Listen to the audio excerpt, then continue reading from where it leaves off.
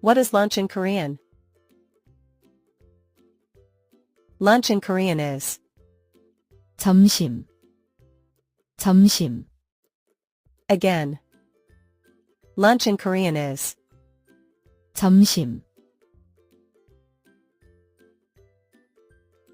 How do we write 점심 in Hangul?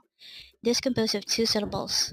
For the first syllable 점, we need to draw first a jiat character followed by an o character followed by a miem character.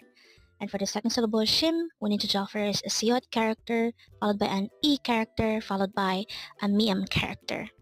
And then we just need to combine the Hangul for each of those two syllables to write 점심 in Hangul. And with that you've already learned what is lunch in Korean. Now, let's take the previous word quiz. What is breakfast in Korean? Breakfast in Korean is 아침 식사, 아침 식사.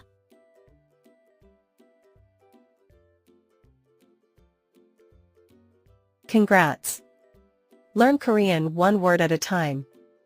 Only here at Dae-Hangul. Thank you so much for watching. Don't forget to like and subscribe to this channel for more Korean words.